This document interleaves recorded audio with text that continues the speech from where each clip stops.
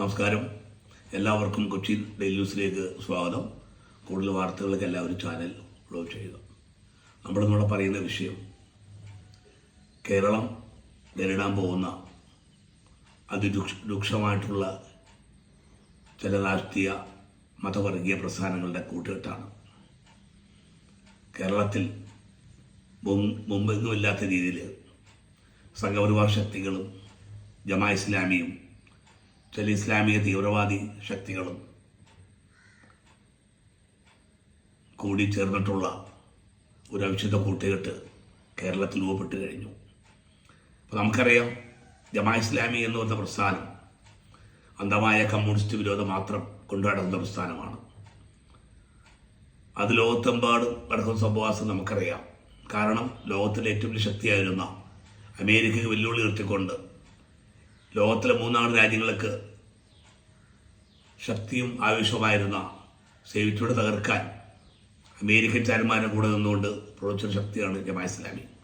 അതുകൊണ്ട് തന്നെയാണ് 1989 സേവിറ്റ് യൂണിയൻ തകർന്നപ്പോൾ ഇന്ത്യയിലും കേരളത്തിലാകെ ലഡുകരം ചെയ്തുകൊണ്ട് അത് ആഘോഷിച്ച ഒരു പ്രസ്ഥാനമാണ് ജമാഅത്ത് ഇസ്ലാമി. കമ്മ്യൂണിസം മ്യൂസിയത്തിൽ നിന്നുള്ള പരിഹാസ്യമായിട്ടുള്ള അവരുടെ ബോർഡുകളും ബാനറുകളും ഇന്ത്യയിലും കേരളത്തിലും അങ്ങോളം ഇങ്ങോളം കാണപ്പെട്ടു.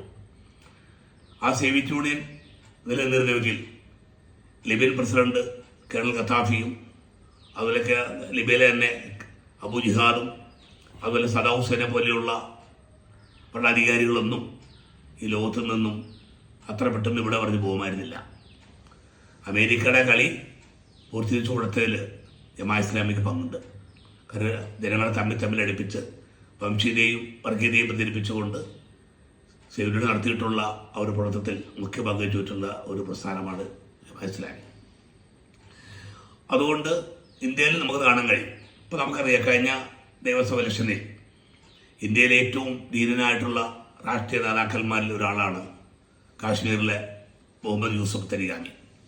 ഇസ്ലാമിക തീവ്രവാദത്തിനെതിരെയും RSSനെതിരെയെല്ലാം ശക്തമായ നിലപാടെടുത്തുകൊണ്ട് മതവിഷയം പോലെ അവഗണിച്ചുകൊണ്ട് പൊതുരംഗത്ത് സാന്നിധ്യം നിൽക്കുന്ന ഒരാളാണ് മുഹമ്മദ് യൂസഫ് തരിഗാമി.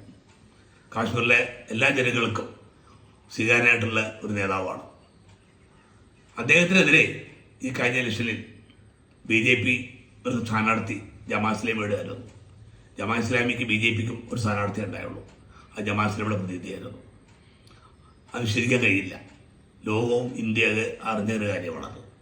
അപ്പോൾ ആ തരത്തിൽ ഇപ്പോഴും അവരോട് ചോദിക്കുകയാണ്, നിങ്ങളുടെ മുഖ്യ ശത്രു ഇന്ത്യയിൽ ആലോചിച്ചിട്ടുണ്ടെങ്കിൽ അവർ പറയുന്നത് CPM ആണ്, ഇടതുപക്ഷമാണ്, RSS അല്ല. മുസ്ലിം ലീഗിനും ആ നിലപാടാണ്, SDPക്കും ആ നിലപാടാണ്. അപ്പം ലോകത്തുള്ള അല്ലെങ്കിൽ ഇന്ത്യയിലുള്ള എല്ലാ വർഗീയ പ്രസ്ഥാനങ്ങൾക്കും ജാതി മത തീവ്രവാദികൾക്കെല്ലാം ശത്രു കമ്മ്യൂണിസ്റ്റുകാരാണ്. ആ ഒരു കമ്മ്യൂണിസ്റ്റ് വിരോധത്തിൻ്റെ ഭാഗമായി രൂപം കൊണ്ടിട്ടുള്ള ഒരു ലക്ഷ്യത്തെ കൂട്ടിയിട്ടാണ് കേരളം കാണാൻ പോകുന്നത്. അത് നിലമ്പൂർ പരീക്ഷിച്ചു. ആദ്യം കോലിബി സംഘം ഉണ്ടായിരുന്നു. അതിനും കൂടി ഒരുപടി മുന്നോട്ട് വന്നിട്ടാണ് ഇപ്പം ഈ നിലമ്പൂരിലെ ഒരു പരീക്ഷണം. SDPക്കാർ തുറന്നു പറഞ്ഞു, ഞങ്ങളുടെ 10,000 വോട്ട് കൊടുത്തിട്ടുണ്ട് UDFന്, ജമാഅത്ത് ഇസ്ലാമിയുടെ 9,000 വോട്ട് കൊടുത്തിട്ടുണ്ട് UDFന്, RSSന്റെ BJPയുടെ 10,000 വോട്ട് കൊടുത്തിട്ടുണ്ട് UDFന്. ഇതൊക്കെ വ്യക്തമായി നമ്മളെല്ലാം കണ്ട കാര്യങ്ങളാണ്. അപ്പോൾ ആ ഒരു പരീക്ഷണം കേരളത്തിൽ നടപ്പാക്കാൻ പോവുകയാണ്. ഇത് കേരളത്തിൻ്റെ സമാധാന അന്തരീക്ഷം തകർക്കുന്നതിലേക്കാണ് നീങ്ങുന്നത്. അതുകൊണ്ട് ഈ അവിശുദ്ധ കൂട്ടുകെട്ടിനെ തിരിച്ചറിയണം. അവരാദ്യത്തെ പരിപാടി ഗുണഫലാണ് നടത്താമെന്നുള്ളതാണ്. സതീശനും മാങ്കൂട്ടത്തിലൊക്കെ പരീക്ഷിച്ച് ഒരു പരിധിയിലേക്ക് ജനങ്ങൾ തെറ്റിദ്ധരിപ്പിക്കാൻ കഴിഞ്ഞിട്ടുള്ള ആ ഒരു കർത്തവ്യമാണ് മീഡിയ വണ്ണും മനോരമയും മാതൃഭൂമിയും ജന TV എല്ലാം ഏറ്റെടുത്തിട്ടുള്ളത്. അപ്പോൾ ആ ഒരു കള്ളപ്രചാര വേലകളെയും ഈ അവിശുദ്ധ കൂട്ടുകെട്ടിനെല്ലാം കേരളം കരുതിയിരിക്കണം, നമ്മൾ ശ്രദ്ധിച്ചിരിക്കണം. അതല്ലെങ്കിൽ നമ്മുടെ നാട് വടക്കേന്ത്യയെ പോലെ ഒരു കലാഭൂമിയാക്കി മാറാൻ സാധ്യതയുണ്ട്.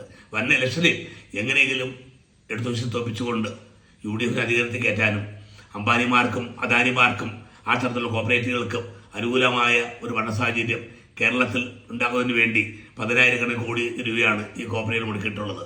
അവരെ പണമാക്കിക്കൊണ്ടാണ് ഇവരെല്ലാം പ്രവർത്തിക്കുന്നത്. അതുകൊണ്ട് ബഹുമാനപ്പെട്ട കേരളത്തിലെ ജനങ്ങളോട് നമുക്ക് പറയാനുള്ളത്, നമ്മുടെ കേരളം സമാധാനമാണ്, സാംസ്കാരികമാണ്, എല്ലാം കൊണ്ടും ലോകത്തിന് മാതൃകയാണ്. ആ നിലപാടുകളും ആ സാംസ്കാരികതയും ആ സമാധാനവും ആ വികസനങ്ങളും നിലനിർത്തി കൊണ്ടുപോകാൻ ആവശ്യമായ ഒരു കാഴ്ചപ്പാടിലേക്ക് കേരളീയ സമൂഹം നിലനിന്ന് പോകണം. ഇവിടെ ഒന്നും തട്ടിപ്പിലും കള്ളങ്ങളിലും നമ്മൾ വീണുപോകാതെ നമ്മുടെ കേരളത്തിൻ്റെ മാനവൈക്യവും മതമൈത്രിയും സാംസ്കാരിക ബോധവും ജനാധിപത്യ മൂല്യങ്ങളും ഉയർത്തിപ്പിടിക്കാൻ എല്ലാ ജനങ്ങളും ആ ഒരു കാഴ്ചപ്പാടോടെ മുൻകരുതലോടെ നീങ്ങണമെന്ന് മാത്രം പറഞ്ഞുകൊണ്ട് ഞാൻ നിർത്തുന്നു. നിങ്ങൾക്ക് എൻ്റെ നമസ്കാരം.